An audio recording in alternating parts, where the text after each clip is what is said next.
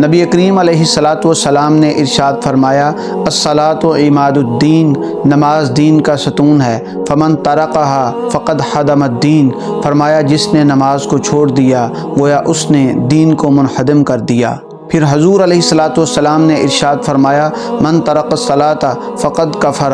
جس نے جان بوجھ کر نماز چھوڑی گویا اس نے کفر کیا۔ حضرت انس بن مالک رضی اللہ تعالی عنہ روایت بیان فرماتے ہیں حضور علیہ السلام نے ارشاد فرمایا من ترک الصلاۃ متعمدا فقد کفر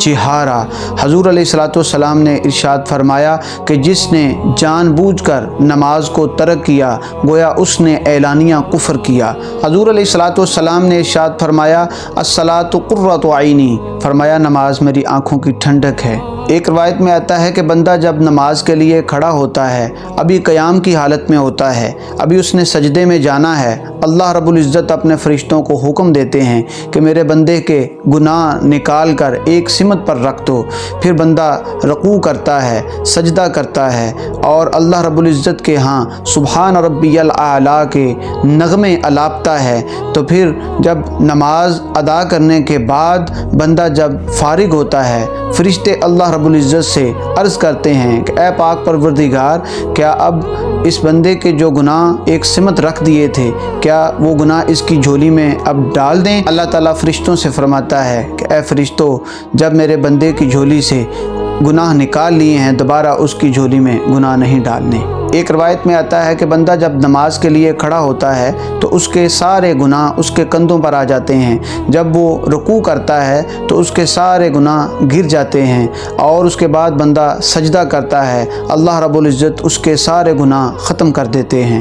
حضور علیہ السلام نے ارشاد فرمایا الصلاۃ معراج المؤمنین، نماز مومن کی معراج ہے۔ حضرت امام فخر الدین رازی تفسیر کبیر میں حافظوا علی الصلوات والصلاۃ الوسطی سورہ بقرہ کی آیت نمبر 238 کے تحت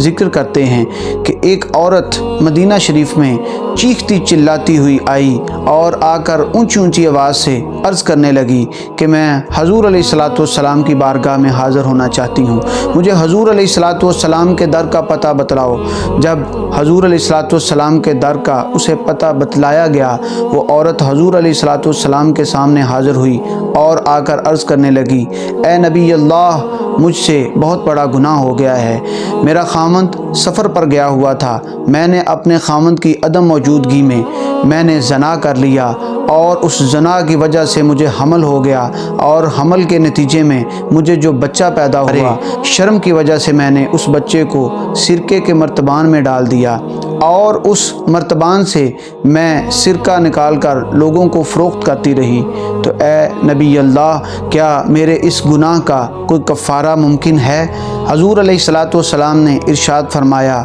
جو تو نے زنا کیا اس کی سزا رجم ہے، چونکہ تو شادی شدہ ہے اور شادی شدہ کی سزا رجم ہوتی ہے۔ پھر فرمایا جو تو نے بچے کو قتل کیا تو قتل کی سزا قتل ہے، اور ساتھ ہی حضور علیہ السلام نے ارشاد فرمایا کہ جو تو نے سرکہ بیچا اس کے حوالے سے حضور علیہ السلام نے ارشاد فرمایا فقد ارتکبتی کبیرہ، تو نے کبیرہ گناہ کیا ہے اور اس کی سزا قیامت کے دن تجھے مل جائے گی۔